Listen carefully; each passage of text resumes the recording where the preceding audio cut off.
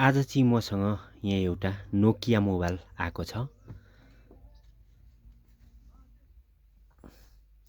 यो चाहिँ Nokia model TA1174 model. यसको समस्या चाहिँ यहाँ देख्न सक्नुहुन्छ, चार्जिङ पिन पुरै ड्यामेज भएर यो चेन्जको लागि आएको छ। यसमा चाहिँ यो खालको चार्जिङ पोर्ट लाग्छ। यो किप्याड मोबाइलमा, चाइनिज किप्याड मोबाइलमा पनि यही कनेक्टर लाग्छ। अब यो कनेक्टरलाई चाहिँ म यसमा फटाफट लगाउँछु। यसलाई खोलिहालौँ। खोल्न इजी नै छ यो फोन।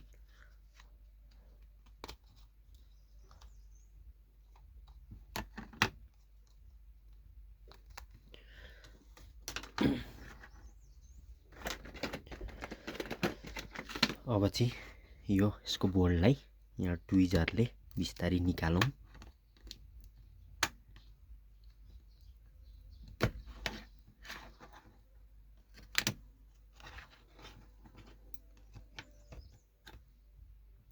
देख्न सक्नुहुन्छ, यसको चार्जिङ पोर्ट पुरै ड्यामेज अवस्थामा रहेको छ। सायदै यो पहिला पनि चेन्ज भएको रहेछ, यो सोल्डिङ गरेको हेर्दाखेरि चाहिँ।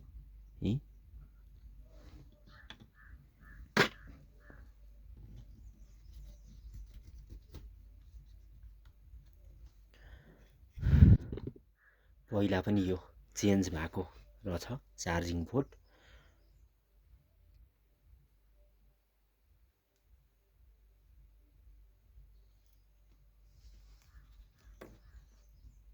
यसलाई निकाल्नको लागि चाहिँ अब सोल्डिङ आइरनले नै यो सजिलै निकाल्न सकिन्छ। थोरै यसमा पेस्ट अप्लाई गरिदिने।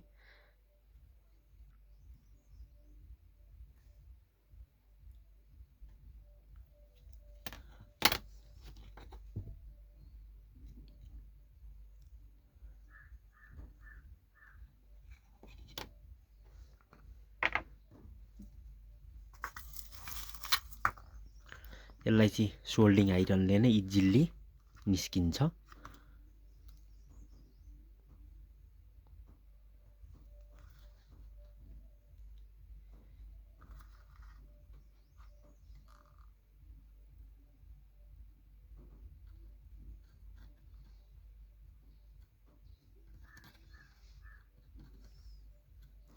यसरी नै सोल्डिङ आइरनलाई हाई टेम्परेचरमा सेट गरेर अलिकति टेम्परेचर बढाएर एकछिन यहाँ हिट गराइयो भने यो पिन निस्किहाल्छ। यतापट्टि पनि अलिअलि सोल्डिङ गरिदिउँ।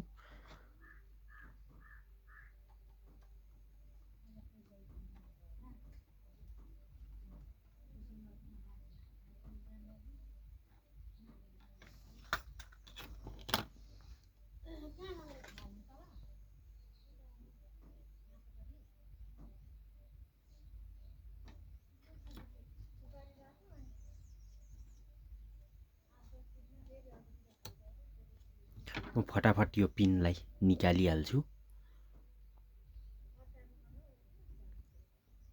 देख्न सक्नुहुन्छ है, मैले चाहिँ यसलाई हिट गरेर पिनलाई निकालिसकेको छु। यो पुरानो पिनलाई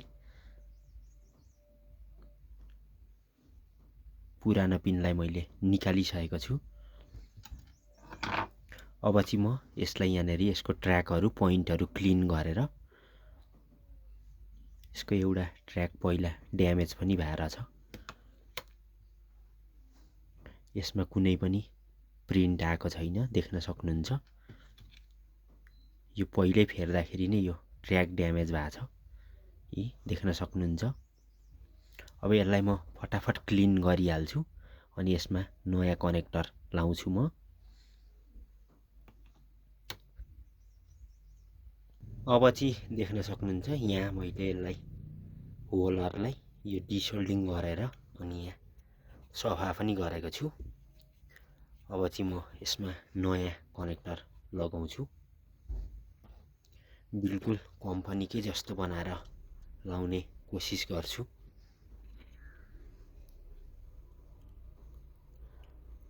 यो कनेक्टर यहाँ यसरी ठ्याक्कै मिल्नुपर्ने हुन्छ।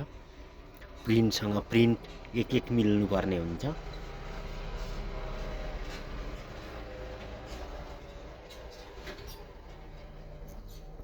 देख्न सक्नुहुन्छ यो प्रिन्टसँग प्रिन्ट एक एक मिल्नुपर्छ।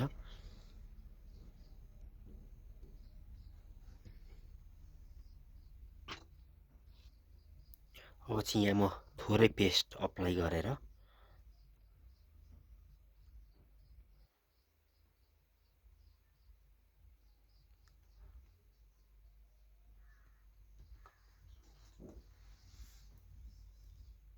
अब म पहिला यसमा अलिअलि सोल्डिङ गरिहाल्छु। पिनलाई सोल्डिङ गरिहाल्छु म यसलाई पनि।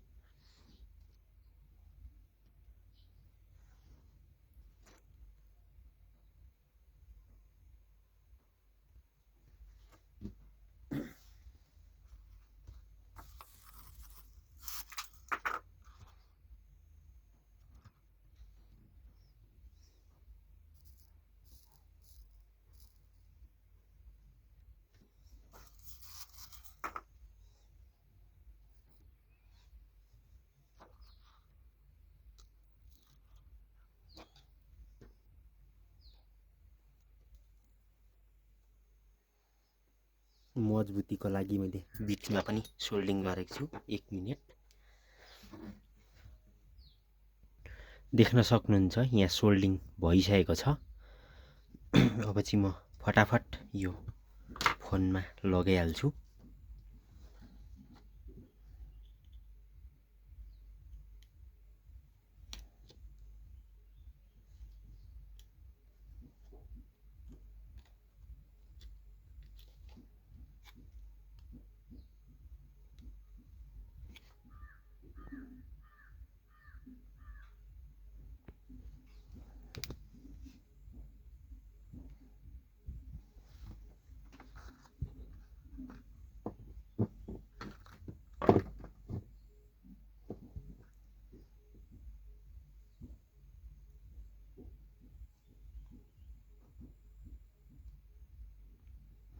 पहिला यताबाट थोरै अल्झाउनको लागि सोल्डिङ गर्छु।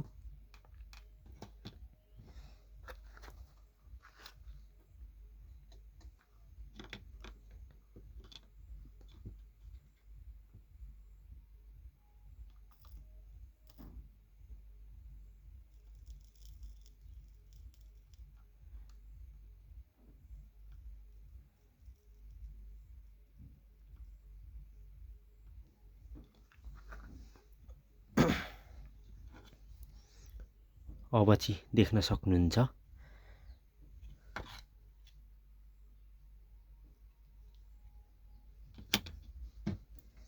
यतापट्टि थोरै पुगेको छैन।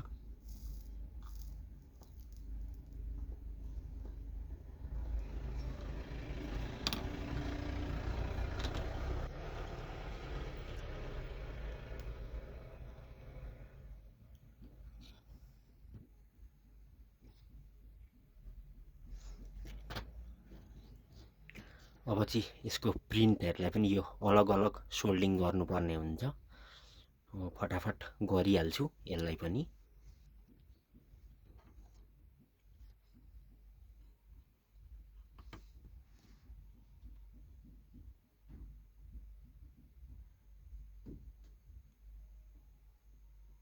थोरै पेस्ट लगाइदिने।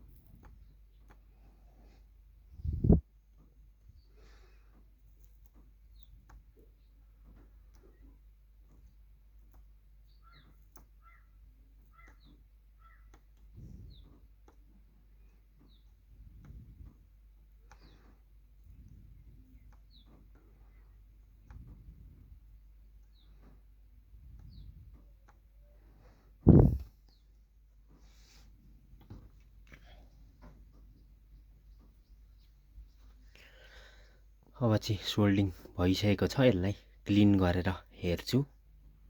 एक आपसमा सर्ट हुनु हुँदैन यो ट्र्याकहरू। अब चाहिँ मैले यसलाई देख्न सक्नुहुन्छ अलग अलग मजाले सोल्डिङ पनि गरिसकेको छु। थोरै क्लिनिङ बाँकी छ क्लिन गर्न।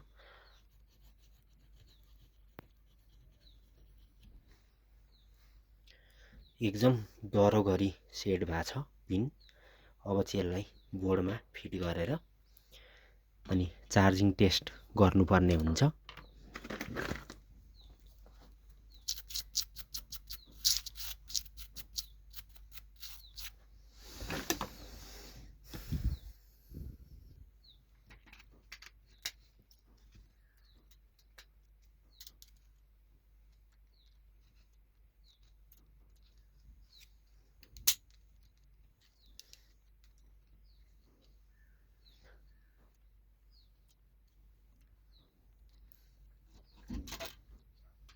चाहिँ ब्याट्री लगाएर चार्ज लगाइ हेर्छु म।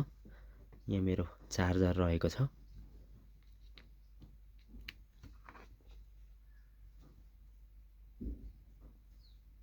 देख्न सक्नुहुन्छ यी चार्जिङ स्टार्ट भइसकेको छ।